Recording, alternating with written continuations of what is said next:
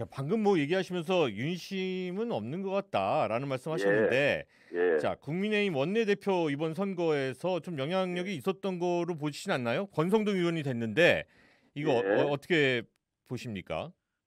아마도 의원님들이 흔히 얘기하는 윤핵관의 대표 예, 주자이시거든요, 그죠? 그렇죠. 예, 예, 새로 출범하는 새 정부가 네, 우리 국회와 원활하게 소통을 하려면 당선자와 이렇게 소통이 되는 그런 분이 원내대표가 되면 좋겠다. 이런 저는 의원님들 마음이 작용할 수 있었다고 봅니다. 예, 네, 네. 이 뭐 원내대표가 어떤 그 말 그대로 거수기 역할을 하는 것이 아니라 어떤 예, 당청 간의 어떤 밸런스를 어떤 그 힘의 균형을 잘 맞춰 나가는 예. 그런 역할도 해야지 된다라는 건데요. 이 그렇습니다.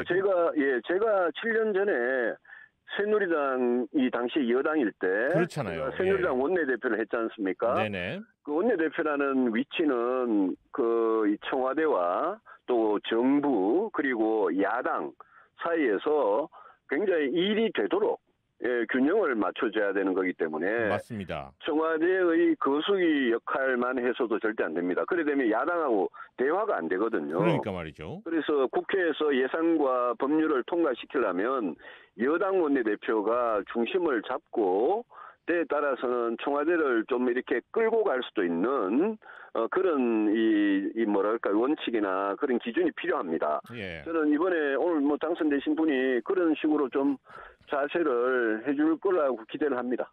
네. 그 유승민 후보님이 사실은 그 원내대표의 그런 역할을 좀 어려움은 있었지만 잘 하시는 예. 분이셨는데 말이죠. 제가 원내대표 될 때 네. 공무원 연금 개혁을 했고요. 네네. 그때 야당을 설득해서 굉장히 어려운 개혁이었습니다. 네. 그리고 김영란법 통과시키고 많은 일들을 했습니다. 그래서 그랬죠. 그 일을 하는 과정에서 네네. 제가 당시에 이제 교수단체 원내대표 연설 같은 거 할 때 네. 저는 새 정부의 당시 박근혜 정부죠. 박근혜 음. 정부의 방향에 대해서 제시를 하고 이랬는데 그런 것 때문에 뭐 청와대하고 갈등도 있었습니다만은 저는 여당 원내대표는 좀 이렇게 야당과 청와대 사이에서 중심을 지킬 수 있는 사람이 네. 적합하다라고 봅니다. 네. 뭐 지난 대선 때도 윤핵관 얘기 많이 나왔었는데 예, 김은혜 의원에 대해서는 신윤핵관이다라는 표현도 나오는데 예. 그래요. 예. 이런 그 윤핵관 거론되는 거에 대해서는 어떻게 보세요? 대통령이 이제 당선이 되셨고, 곧 올 초에 취임을 하시니까, 네네네. 저는 대통령께서, 핵관이랑 핵심 관계자 아닙니까? 네네. 주변에 측근 몇 명보다는 두루두루, 때로는 야당 정치인들도 직접 식사도 하고 대화도 하고 이러면서, 국정의 중요한 문제를 해결해 나가는 그런 국가 지도자의 모습이 바람직하다. 그래서 대통령 당선인하고 이렇게 친하신 분들이 있겠죠, 당연히. 네네. 그런데 그분들은 그런 대통령의 어떤 눈과 귀를 늘 열어드리는 음. 그런 역할을 해주시는 게 대통령의 성공, 또 예. 정부의 성공, 또 나라의 성공을 위해서 꼭 필요한 일이다라고 보는 거죠. 맞습니다. 가까이 있는 사람들이 잘해야죠.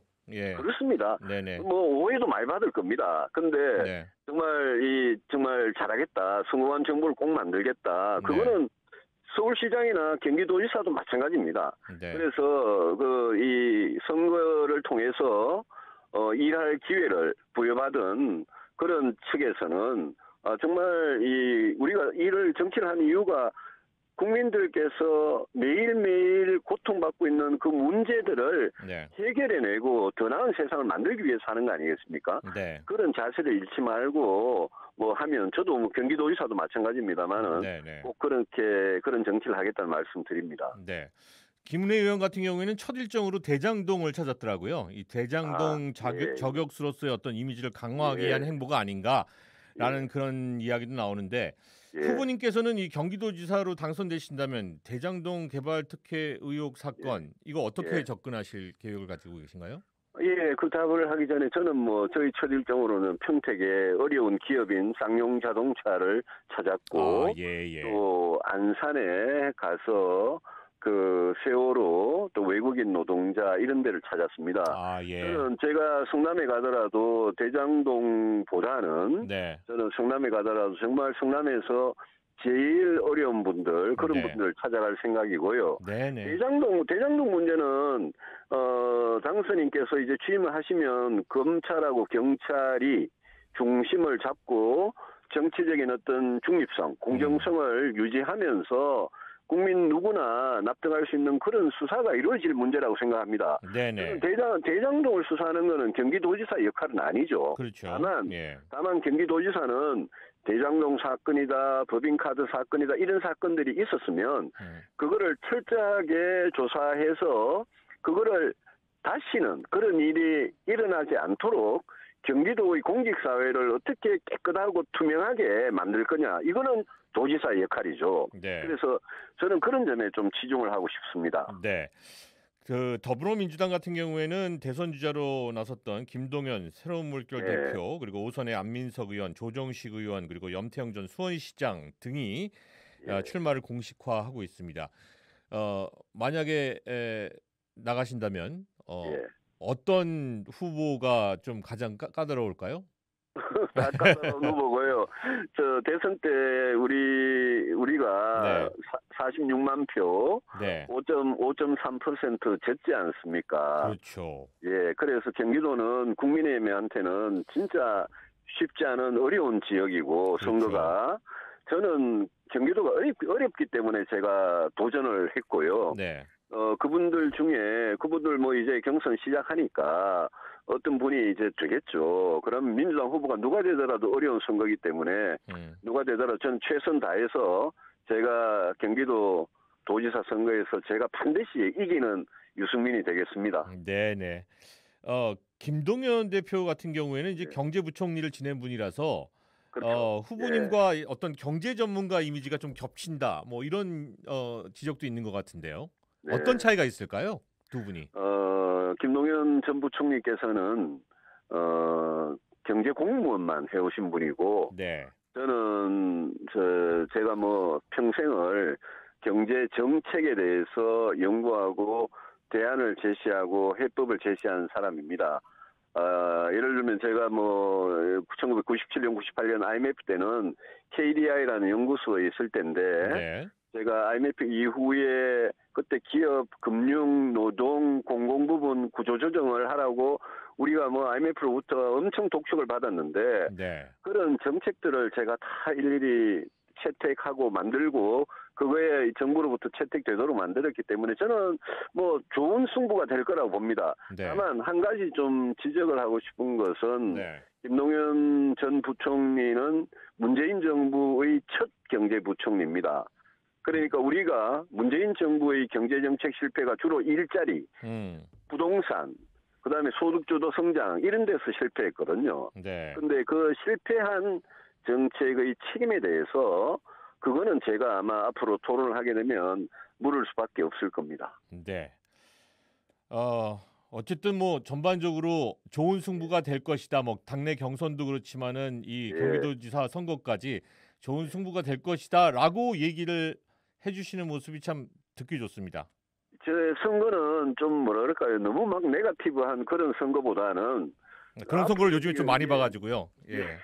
문제를 어떻게 해결할 거냐. 네네. 그걸 가지고 서로 생각이 차이가 있겠죠. 그렇죠. 그런 걸 가지고 치열하게 토론해서 정말 국민들께서 경기도민들께서 저 사람이 도지사가 되면 경기도 문제를 이렇게 해결하겠다는 거구나. 이거를 좀 분명히 알고 투표하시도록 그래 해드리는 게 후보들이 도리겠죠. 맞습니다.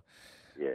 지금 이 경기도 같은 경우에 아까 얘기하신 대로 46만 표로 이재명 상임고문이 이겼던 경기도거든요.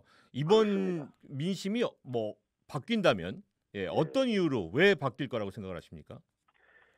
저는 국민의힘 정치인 중에 누구보다도 저는 이 이념적으로 양쪽에 치우치지 않는 중간에 계시는 중도층 또 20대, 30대, 40대 젊은 층 이분들한테 제가 지지를 받을 자신이 있습니다. 왜냐하면 저는 그분들이 원하는 개혁을 해낼 자신이 있기 때문입니다. 그래서 제가 중도층과 젊은층 네. 그 지지를 제가 받을 수 있다면 네. 제가 좋은 승부를 보여드릴 수 있다고 생각합니다. 네. 자, 끝으로 요 질문 하나 드리겠습니다. 박근혜 예. 전 대통령 당대표 시절에 비서실장 지내셨습니다. 예. 이번 대구시장 선거에서 박 전 대통령이 그 유영아 변호사의 후원회장까지 맡고 있으면서 오늘 그 유영아 변호사 지지를 호소하는 동영상까지 공개가 됐는데 예. 자, 이 박 전 대통령이 이제 간접적인 어떻게 보면 정치 재개라고 보는 게 옳겠죠? 박근혜 전 대통령을 이 옆에서 이 도와준 분에 대한 감사의 표시 정도로 생각하지, 그거를 저는 박근혜 전 대통령께서 정치를 진짜 본격적으로 시작을 했다, 저는 그렇게 보질 않고 아마 그렇진 않을 겁니다. 네. 제가 뭐 경기도지사에 출마했던 사람이 지금 출마한 사람이 대구시장 선거 그 문제에 대해서 이렇게 뭐라고 의견을 네네. 내는 것은 옳지 않고, 다만 제가 박근혜 전 대통령과 아주 오랜 인연 이런 네. 걸 가져왔고 일을 해왔던 사람이기 때문에 저는 그분께서 이번에 사면하고 되고 이제 퇴원하시고 고향에, 정치의 고향이죠, 네. 달성에 가서 사시면서 네. 정말 자유롭고 좀 이제 편안하게 네네. 그래 사시길 바라는 그런 입장입니다. 아주 짧게 요 질문 하나 드리면서 마무리하겠습니다. 예, 강용석 변호사가 경기도지사 출마하는 건 어떻게 보십니까? 출마야 자유죠. 네. 출마야 자유고, 저는 뭐 누구든지 경기도민의 정치인이 출마를 한다는 거는 자신의 의지와 그런 뜻을 밝히는 거고, 그 선택은 그거는 완전 국민들 손에, 도민들 손에 달린 거기 때문에 저는 뭐 우리 도민들께서 그런 여러 가지를 헤아리고 판단할 그런 성숙한 그런 사회는 이제 됐다고 생각하기 때문에 네. 뭐 출마는 자유 아니겠습니까? 일단 복당은 무산됐지만은 그래도 예. 출마는 뭐 하지 않을까 보이는 그런 그림이네요. 아니요, 저는 모르겠습니다. 그분이 네. 어떻게 하실지. 네네네. 저는 뭐 복당은 이제 지도부의 결정이었고 네. 불허한 게요. 근데 그거야 뭐 그분의 마음이니까 저는 뭐 누가 나오더라도 최선을 다해 싸울 뿐입니다. 예. 자, 유승민 국민의힘 경기도지사 예비 후보를 전화 연결해서 오늘 말씀 나눴습니다. 고맙습니다. 감사합니다.